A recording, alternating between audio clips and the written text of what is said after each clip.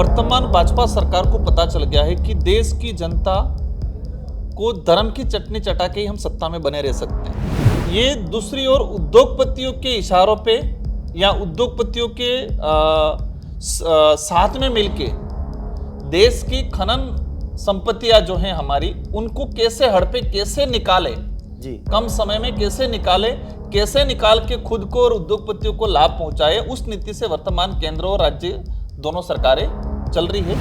अभी सरकारों का एक ही फोकस है। अभी मोदी जी कह रहे हैं और भाजपा के नेता कह रहे हैं कि दुनिया में डंका बजाएंगे भारत का। दुनिया में डंका बजा रहे हैं, बिल्कुल। कैसे बजा रहे हैं ये जी? जापान की कंपनियों को लाके नॉर्थ ईस्ट में बॉक्साइट का अलग अलग जो मिनरल्स है उनका टेंडर दे रहे हैं जी। ऑस्ट्रेलिया की कंपनी को बुला के हमारे सोने की जो माइनिंग है, लगभग ऑस्ट्रेलिया की कंपनी है। अमेरिका से बुला रहे हैं, इंग्लैंड से बुला रहे हैं, अलग अलग देशों की लाखों, सुनने में आया सैकड़ों कंपनियां इंडिया में खनन के लिए बुला रहे हैं जी। यार, अंग्रेज तो एक कंपनी लेके आए थे, ईस्ट इंडिया कंपनी, और ये सैकड़ों कंपनियां लाके इंडिया में खनन करवा रहे हैं। इंडिया को लूटने का काम वर्तमान में किया जा रहा है। जापान के पास ऑलरेडी, जापान की धरती पे वो मिनरल्स है पर्याप्त मात्रा में जी। अमेरिका के पास अच्छा गोल्ड है जी, कोयला भी है जी। कई देशों के पास अपने मिनरल्स को सेविंग रखते हुए दूसरे देशों से जाके ला रहे हैं जी। और भारत एक ऐसा देश है कि दूसरे देशों से कोई मिनरल्स नहीं ला रहा है, हमारे देश से खोद के सारे देशों को दे रहा है। तो परिवार में मुखिया किसको माना जाता है? जो मुखिया सेविंग रखे और बाहर से कमा के लाए, उसको परिवार का मुखिया कहा जाता है। हाँ। और वो व्यक्ति जो परिवार की जमीनें, जेवरात सारा बेच दे, उसको परिवार का मुखिया नहीं कहा जाता है जी। उसको क्या कहा जाता है? कपूत। उसको कपूत कहा जाता है, दिवालिया कहा जाता है जी। तो ये दिवालिया लोग देश को दिवालिया बना रहे हैं। संविधान के विरोध में वर्तमान सरकारें काम कर रही है। उनका उद्देश्य जमीन हड़पना, आसपास पेराफेरी इलाका यूडीए का बढ़ा के वहां की जो राजस्व की जमीन है, चारागाह बिलाना जो जमीन है, उन जमीनों को अंदर लेके उनको प्लॉटिंग करके बेचने का उद्देश्य से ये लोग काम कर रहे हैं। और ये असंवैधानिक है। उसकी लड़ाई भारत आदिवासी पार्टी सड़क पे भी लड़ रही है, सदन में भी लड़ रही है और कोर्ट में भी लड़ रही है। और हमें विश्वास है हम जीतेंगे। इन 2 सालों के अंदर मैं कहता हूं कि एक प्री टेस्ट करा लिया जाए चुनाव का जी। डेमो टेस्ट है राजस्थान में जी। 200 विधानसभा में चुनाव करा लिया जाए जी। शायद सीएम साहब की जो खुद की जो विधानसभा है वहां पर भी हारेंगे। देखो, दिखावा करने से नहीं होगा जी। आपने कितना काम किया जनता समझ रही है। आप इसको ये कहे कि वो रथ निकाल के ड्रामा करो, वो सब समझ रहे हैं। अधिकारी, प्रशासन, कर्मचारी सब बेचारे परेशान हो गए हैं। आज महाराणा प्रताप के नाम से कई सेनाएं बनी, सत्य सेना हो, करणी सेना हो, कई हो जी। मैं इनसे सवाल करना चाहूंगा कि आप सिर्फ महाराणा प्रताप का नाम देके राजनीतिक रोटियां सेकना चाह रहे हो? आज आपके पास ऑप्शन है जी। आज आप उस जगह खड़े हो और उस इतिहास को दोहराओ, वर्तमान घटना को दोहराओ कि जो हमारे अस्तित्व या हमारे इतिहास से जुड़ा अरावली पर्वत श्रृंखला है, इसको बचाने के लिए भारत आदिवासी पार्टी के साथ खड़ा रहना है, या फिर अकबर की तरह, जो अकबर हमारी अस्मिता, हमारी जमीन लूटने के लिए आ रहा था, तो उस समय मान सिंह के साथ शक्ति सिंह और जगमाल चले गए थे जी। तो वर्तमान जो सेनाएं बनी हुई हैं, क्या आप अकबर की, महाराणा प्रताप के समय अकबर के साथ जो खड़े रह गए थे, उस तरह आज भाजपा के साथ जाके खड़ा रहना है, जो आज भाजपा अरावली पर्वत श्रृंखला को खत्म कर रही है? या फिर अरावली पर्वत श्रृंखला की लड़ाई जो आज भारत आदिवासी पार्टी लड़ रही है, जिस तरह हल्दी घाटी के युद्ध में यहाँ के भीलों ने पुरजोर तरीके से साथ दिया था और हमारे अस्तित्व, हमारा जल जंगल जमीन को बचाने का काम किया था, हमारी धरोहर को बचाने का काम किया था, उसी तरह आज भारत आदिवासी पार्टी अरावली पर्वत श्रृंखला को लड़ रही है। तो आपको तय करना है किसके साथ खड़ा रहना। नमस्कार, मैं मयूर अलवेला और आप देख रहे हैं अलवेला राजस्थान। इस वक्त हमारे साथ बांसवाड़ा और डूंगरपुर के सांसद राजकुमार जी रोज साहब हैं। सबसे पहले चैनल पे बहुत बहुत स्वागत है सर। धन्यवाद। आजकल जिस तरह से संसद में आपने एक धमाका मचा रखा है, कई मुद्दों को बड़ी बेबाकी से उठा रहे हैं। अभी भी आपने एक प्रेस कॉन्फ्रेंस का आयोजन यहाँ पर करा, जिसमें आपने अरावली पर्वत श्रृंखला को लेकर भी एक महत्वपूर्ण बात बताई कि सदियों से जो पर्वत श्रृंखला हमारी रक्षा करती आ रही है, महाराणा सांगा से लेके महाराणा प्रताप तक का जिक्र आपने करा। वाकई में जब इतनी महत्वपूर्ण है अरावली पर्वत श्रृंखला और हर दृष्टिकोण से, जलवायु के दृष्टिकोण से भी आज हमारे क्षेत्र में भूकंप कम आते हैं, तो उसकी वजह है अरावली पर्वत श्रृंखला। बारिश समय पर होती है, हमारा पर्यावरण दूसरों से अच्छा है, मानसून हमेशा अच्छा रहता है। इसके पीछे महत्वपूर्ण कारक है अरावली पर्वत श्रृंखला। तो क्या जो केंद्र सरकार, जैसा आपने बता रहे हैं कि भाई ये कानून लाने वाली है, तो क्या वे लोग इस बारे में कोई आकलन नहीं करते? वर्तमान भाजपा सरकार को पता चल गया है कि देश की जनता को धर्म की चटनी चटा के ही हम सत्ता में बने रह सकते हैं जी। इसलिए देश की जनता को धार्मिक भावनाओं से चुनावी रणनीति या चुनाव तय करते हैं ये लोग, और उनको पता है। ये दूसरी ओर उद्योगपतियों के इशारों पे या उद्योगपतियों के साथ में मिलके देश की खनन संपत्तियां जो हैं हमारी, उनको कैसे हड़पे, कैसे निकाले जी, कम समय में कैसे निकाले, कैसे निकाल के खुद को और उद्योगपतियों को लाभ पहुंचाए, उस नीति से वर्तमान केंद्र और राज्य दोनों सरकारें चल रही है। और उसी का दुष्परिणाम है कभी अरावली की परिभाषा उन्होंने जो दी, जिसमें 90% अरावली को अरावली के रूप में माना ही नहीं, और उसको भविष्य में खनन के लिए अलाउ कर दिया। ये जो 100 मीटर का दायरा बताया आपने, बताया कि 13,000 के करीब जो पहाड़ियां हैं अरावली पर्वत श्रृंखला में आती है, और जो उन्होंने दायरा तय करा है कि 100 मीटर से कम जो है उसका खनन हो सकता है, ऐसी आपने बताया कि लगभग 12,000 पहाड़ियां जिनका खनन संभव है। तो जब कुछ बचेगा ही नहीं, तो फिर हम उस पर्वत श्रृंखला को रखकर करेंगे भी क्या? देखो, जिस तरीके से भी ये जो मामला आया है, पहले हाईकोर्ट में इसमें स्टे लगा हुआ था, हाईकोर्ट ने अलग से परिभाषा इसकी तैयार कर रखी थी। अभी सुप्रीम कोर्ट में स्वयं भाजपा सरकार, मोदी जी की सरकार स्वयं गई और स्वयं जाके अरावली पर्वत श्रृंखला की एक परिभाषा गढ़ के दी, झूठी परिभाषा जी, कि ये इतने तक ठीक है, बाकी तो करना चाहिए, ये करके उन्होंने कर लिया। अरावली को लेकर मैं कहना चाहूंगा कि सबसे प्राचीन पर्वत श्रृंखला है, और कहा जाता है कि हिमालय जो है जी, हिमालय से भी प्राचीन पर्वत श्रृंखला इंडिया में अरावली पर्वत श्रृंखला है जी, और उसी वजह से सबसे ठोस पर्वत श्रृंखला के रूप में माना जाता है। और ये गुजरात से लगा के दिल्ली तक लगभग 700 किलोमीटर के आसपास पूरी फैली हुई है, और इसमें सबसे अधिक इलाका आता है राजस्थान के अंदर। सबसे ज्यादा हिस्सा बताते हैं, लगभग 500-550 किलोमीटर के आसपास का हिस्सा राजस्थान में है जी। और इसको अभी जिस उद्देश्य से किया जा रहा है, अभी सरकारों का एक ही फोकस है। अभी मोदी जी कह रहे हैं और भाजपा के नेता कह रहे हैं कि दुनिया में डंका बजाएंगे भारत का। दुनिया में डंका बजा रहे हैं, बिल्कुल। कैसे बजा रहे हैं ये जी? जापान की कंपनियों को लाके नॉर्थ ईस्ट में बॉक्साइट का अलग अलग जो मिनरल्स है उनका टेंडर दे रहे हैं जी। ऑस्ट्रेलिया की कंपनी को बुला के, हमारे सोने की जो माइनिंग है लगभग ऑस्ट्रेलिया की कंपनी है, अमेरिका से बुला रहे हैं, इंग्लैंड से बुला रहे हैं, अलग अलग देशों की लाखों, मतलब सुनने में आया सैकड़ों कंपनियां इंडिया में खनन के लिए बुला रहे हैं जी। यार, अंग्रेज तो एक कंपनी लेके आए थे, ईस्ट इंडिया कंपनी, और ये सैकड़ों कंपनियां लाके इंडिया में खनन करवा रहे हैं। इंडिया को लूटने का काम वर्तमान में किया जा रहा है जी। सारी खनन संपत्तियां। एक चीज हमें समझनी पड़ेगी, मैं उस मिनरल्स का नाम भूल रहा हूं, लेकिन जापान जो नॉर्थ ईस्ट में भी मिनरल निकालने के लिए उनका टेंडर हुआ है जी। जापान के कंपनियों का। जापान के पास ऑलरेडी जापान की धरती पे वो मिनरल्स है पर्याप्त मात्रा में जी।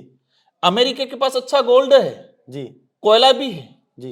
कई देशों के पास अपने मिनरल्स को सेविंग रखते हुए दूसरे देशों से जाके ला रहे हैं जी। और भारत एक ऐसा देश है कि दूसरे देशों से कोई मिनरल्स नहीं ला रहा है, हमारे देश से खोद के सारे देशों को दे रहा है। अब एक बात समझते हैं कि हमने ऐसा कहते हैं, परिवार में मुखिया किसको माना जाता है? जो मुखिया सेविंग रखे और बाहर से कमा के लाए उसको परिवार का मुखिया कहा जाता है। हाँ। और वो व्यक्ति जो परिवार की जमीनें जेवरात सारा बेच दे उसको परिवार का मुखिया नहीं कहा जाता है जी। उसको क्या कहा जाता है? कपूत। उसको कपूत कहा जाता है, दिवालिया कहा जाता है जी। तो ये दिवालिया लोग देश को दिवालिया बना रहे हैं जी। उसको लुटेरा कहा जाता है जी। ठीक है। तो आज जो देश हम लोग स्टडी कर रहे हैं और बहुत चीजें बहुत जल्दी सामने लाएंगे कि देश के अंदर कितनी कंपनियां, विदेशी कंपनियां आके खनन कर रही जी। अच्छा, मेरा एक मेजर प्रश्न है आपसे सर कि हमने अभी देखा कि अगर आप चंद्रगुप्त हैं तो आपके एक चाणक्य भी हैं, भंवर जी, हम्म, उनके साथ जिस तरह का कृत्य किया गया, एक टारगेट बेस राजनीति करके उनको शिकार बनाया, जैसा आप लोगों ने कई बार इंजाम भी लगाया, कलेक्टर तक में घेराव भी करा। ये जो नीतियां चल रही है, एक एक पर्टिकुलर व्यक्ति को ढूंढ ढूंढ कर उसको मतलब उसकी सारी चीजें कलेक्ट करना, फिर उसके ऊपर वार करना, ये कितना घातक है मौजूदा समय राजनीति में? ये जो नीतियां हैं वो कहे कि अंग्रेजों की ही नीतियां हैं। अंग्रेजी शासन काल में जो सच्चाई के लिए, जल जंगल जमीन के लिए, अस्तित्व के लिए, इतिहास के लिए जो लड़ता था उसको दबाया जाता था, वही भाजपा राज में हुआ है। बंवर जी का जो मामला आया है जी, बंवर जी हमारा राजनीतिक पार्टी अलग चीज है जी, इनका वैचारिक आंदोलन अलग चीज है जी, लेकिन हमसे कनेक्ट करके, हाँ ये बात अलग है कि उनकी वैचारिक जो क्रांति है, सामाजिक जो क्रांति है, उससे हम प्रभावित हैं जी। उसको हम कह सकते हैं कि हमारा वैचारिक गुरु भी मान सकते हैं हम। भाई मोहन भागवत जी और नरेंद्र मोदी जी अलग हैं, पर दोनों की विचारधारा सेम है, इसलिए एक मंच पर करके बैठते हैं। वो हमारा राजनीतिक मूवमेंट अलग है जी, राजनीतिक लीडरशिप हम लोग करते हैं, उनका सामाजिक चीज है। जी। तो सामाजिक जिन मुद्दों पे काम कर रहे हैं वो तो उसमें उससे जुड़े हुए कांग्रेस के भी लोग हैं, बीजेपी के भी हैं, हमारे से भी हैं, तो वो सामाजिक मूवमेंट है। लेकिन हमसे कनेक्ट करके उनको मानसिक रूप से प्रताड़ित करने का कृत्य किया जा रहा है यहाँ के भाजपा नेताओं के द्वारा, मुख्यमंत्री जी पे प्रेशर बना के। जी, मैं कह रहा हूं कि आप किसी पे कार्रवाई करके, निलंबित करके इनकी आवाज, उनकी सोच को बदल नहीं सकते हो। अब दब जाएगी, लेकिन दबने के बाद विस्फोट कितनी होती है वो भी उनको ध्यान रखने की।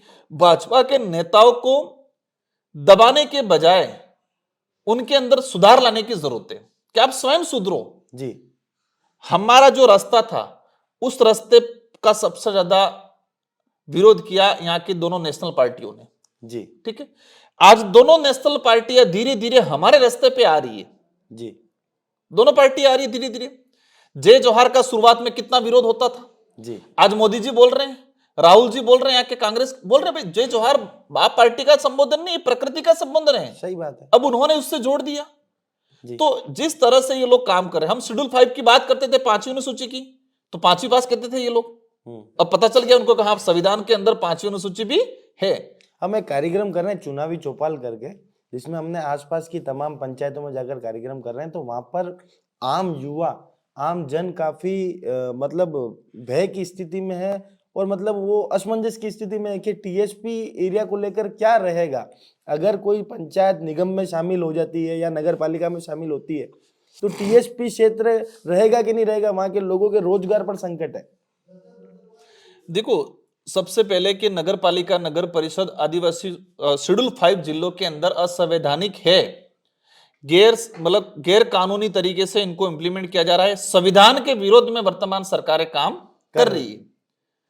उनका उद्देश्य जमीन हड़पना, आसपास पेराफेरी इलाका यूडीए का बढ़ा बढ़ा के वहां की जो राजस्व की जमीन है, चारागाह बिलाना जो जमीन है, उन जमीनों को अंदर लेके उनको प्लॉटिंग करके बेचने का उद्देश्य से ये लोग काम कर रहे हैं, और ये असंवैधानिक है। उसकी लड़ाई भारत आदिवासी पार्टी सड़क पे भी लड़ रही है, सदन में भी लड़ रही है, और कोर्ट में भी लड़ रही है, और हमें विश्वास है कि हम जीतेंगे इसको और यहाँ की जनता को लाभ मुख्य सवाल आपसे, क्या पेराफेरी जो पंचायत है, क्योंकि आपका उदयपुर से भी हमेशा लगाव रहा है, क्या पेराफेरी जो पंचायत है उसमें पट्टों की जो समस्या आ रही है हर पेराफेरी पंचायत में, क्योंकि सारी जमीन यूडीए ने अधिग्रहण कर ली है, 100 साल से निवासी भी आज उनके पास खुद की जमीन का पट्टा नहीं है, उनके पट्टों की मांग को क्या उठाएंगे क्या सर?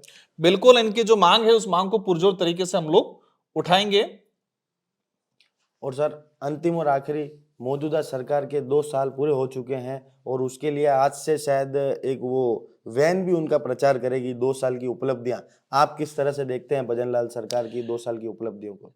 इन 2 सालों के अंदर मैं कहता हूं कि एक प्री टेस्ट करा लिया जाए चुनाव का। जी, डेमो टेस्ट है राजस्थान में जी, 200 विधानसभा में चुनाव करा लिया जाए जी। शायद सीएम साहब की जो खुद की जो विधानसभा है वहां पर भी हारेंगे वो जी, मुश्किल से 15-20 सीटें आ सकती है। देखो, दिखावा करने से नहीं होगा जी। आपने कितना काम किया जनता समझ रही है। आप इसको ये कहे कि वो रथ वथ निकाल के ड्रामा करो, वो सब समझ रहे हैं। अधिकारी, प्रशासन, कर्मचारी सब बेचारे परेशान हो गए हैं जी। गवर्नमेंट की स्कीमों को इंप्लीमेंट, लाभ दिलाना तो ठीक है, उनका प्रचार में ज्यादा समय जा रहा है जी। सरकार की जो योजना है, जो पात्र लोग हैं उन तक पहुंचाने का काम नहीं हो रहा है। प्रचार कैसे किया जाए, बड़ा चढ़ा के कैसे किया जाए, एक इवेंट प्रोग्रामर मैनेजमेंट अधिकारी के रूप में काम कर रहे हैं ये लोग, उनकी भी मजबूरी है। मेरा सरकार से विशेष अनुरोध है कि जो अरावली वाला जो मामला आया है, तो यहाँ के राजस्थान के जितने जो भाजपा के नेता हैं इन सबको, क्योंकि सबसे ज्यादा प्रभाव राजस्थान पे पड़ना है जी। आप 5 साल में कुछ मत करो, सिर्फ अरावली को बचा लो, तो भी क्षेत्र की जनता संतुष्ट रहेगी, लगेगा हाँ ठीक है लोगों ने थोड़ा बहुत कुछ करा। और मेरा विशेषकर मैं आज जो बैठा हूं उदयपुर, और उदयपुर ये प्राचीन काल में आप कहे कि ज्यादा नहीं, मतलब हम 1576 का जो घटनाक्रम हल्दी घाटी का युद्ध, और उस युद्ध की वजह से महाराणा प्रताप को शिरोमणि महाराणा के नाम से जाना जाता है और पूरे विश्व में प्रख्यात हैं आज जी। और इसी नाम से हम हो या कोई भी हो, सबको विश्व इस लेवल पे पहचान अच्छी मिली है। इतिहास में पढ़ा जाता है कि एक मात्र ऐसा राजा था जिसने महाराणा प्रताप के अकबर के सामने अधीनता स्वीकार नहीं की, जो यहाँ पर भील समुदाय ने महाराणा प्रताप को पुरजोर तरीके से साथ दिया जी। वही इतिहास दोबारा दोहरा रहा है जी। महाराणा सांगाला से लगा के अकबर तक के जितने युद्ध हुए जी, कहे कि खानवा का युद्ध पहला, खानवा का युद्ध, बयाना का युद्ध, बाड़ी का युद्ध जो झुंझुनू के आसपास के हुआ था, भरतपुर या बयाना वाला जी, वहां से लगा के इडर का युद्ध जी, गगनौर का युद्ध, हल्दी घाटी का युद्ध और लास्ट दिवेर का युद्ध जी। ये सारे ये युद्ध हुए वो अरावली पर्वत श्रृंखला की पहाड़ियों के बीच हुए। और इसीलिए हमारी सेना ने मुगलों को, लोधी वंश को और गुजरात के सुल्तानों को उल्टे पैर भगाया और हमने युद्ध जीता, और इसीलिए यहाँ पर आज हमें गर्व से खड़े हैं। तो अब इनके नाम से जो थी वो तो इसी पर्वत श्रृंखला की देन है और इसी की वजह से हम सुरक्षित रहे और जीत पाए। आज गुरिल्ला पद्धति आदिवासी समुदाय भील कम्युनिटी के जो सिपाही थे, राणा पूजा भील के नेतृत्व में, इन्होंने ये गुरिल्ला पद्धति, और महाराणा प्रताप ने इसको पूरा समझा और महाराणा प्रताप ने इस गुरिल्ला पद्धति के साथ हल्दी घाटी और दिवेर का युद्ध लड़ा और जीता जी। अब इसमें जो चीज है, आज महाराणा प्रताप के नाम से कई सेनाएं बनी, सत्य सेना हो, करणी सेना हो, कई हो जी। मैं इनसे सवाल करना चाहूंगा कि आप सिर्फ महाराणा प्रताप का नाम देके राजनीतिक रोटियां सेकना चाह रहे हो? आप आज आपके पास ऑप्शन है जी, आज आप उस जगह खड़े हो और उस इतिहास को दोहराओ, वर्तमान घटना को दोहराओ कि जो हमारे अस्तित्व या हमारे इतिहास से जुड़ा अरावली पर्वत श्रृंखला है, इसको बचाने के लिए भारत आदिवासी पार्टी के साथ खड़ा रहना है, या फिर अकबर की तरह, जो अकबर हमारी अस्मिता, हमारी जमीन लूटने के लिए आ रहा था, तो उस समय मान सिंह और मान सिंह के साथ शक्ति सिंह और जगमाल चले गए थे जी। तो वर्तमान जो सेनाएं बनी हुई हैं, क्या आप अकबर की, महाराणा प्रताप के समय अकबर के साथ जो खड़े रह गए थे, उस तरह आज भाजपा के साथ जाके खड़ा रहना है, जो आज भाजपा अरावली पर्वत श्रृंखला को खत्म कर रही है, या फिर अरावली पर्वत श्रृंखला की लड़ाई जो आज भारत आदिवासी पार्टी लड़ रही है, जिस तरह हल्दी घाटी के युद्ध में यहाँ के भीलों ने पुरजोर तरीके से साथ दिया था और हमारे अस्तित्व, हमारा जल जंगल जमीन को बचाने का काम किया था, हमारी धरोहर को बचाने का काम किया था, उसी तरह आज भारत आदिवासी पार्टी अरावली पर्वत श्रृंखला को लड़ रही है। तो आपको तय करना है किसके साथ खड़ा रहना है जी। तो ये थे राजकुमार जी रोज साहब, जिन्होंने स्पष्ट यहाँ पर करा कि अरावली पर्वत श्रृंखला को बचाने के लिए हर संभव प्रयास किया जाना चाहिए। इन्होंने बिल्कुल उस समय को यहाँ पर बताया कि जिस तरह से अकबर के साथ कई हिंदू राजा थे जिन्होंने महाराणा प्रताप के विरोध में खड़े हुए थे, क्या मौजूदा समय में जो दल, जो पार्टियां, जो सेनाएं जो है, जो महाराणा प्रताप के नाम पर राजनीति जरूर करती है, क्या उनके लिए इस अस्तित्व की लड़ाई बचाने में भारत आदिवासी पार्टी के साथ खड़ी रहेगी नहीं, ये देखना दिलचस्प होगा। और साथ ही में कई महत्वपूर्ण बिंदुओं पर इन्होंने चर्चा करी कि जिस तरह से टारगेट बेस्ड राजनीति यहाँ पर हो रही है, ये स्वस्थ राजनीति के लिए भी यहाँ पर, लोकतंत्र के लिए भी यहाँ पर खतरा है। तमाम ऐसी खबरों के लिए हमारे साथ जुड़े रहिए। जय हिंद, जय भारत, जय मेवाड़, जय जोहार।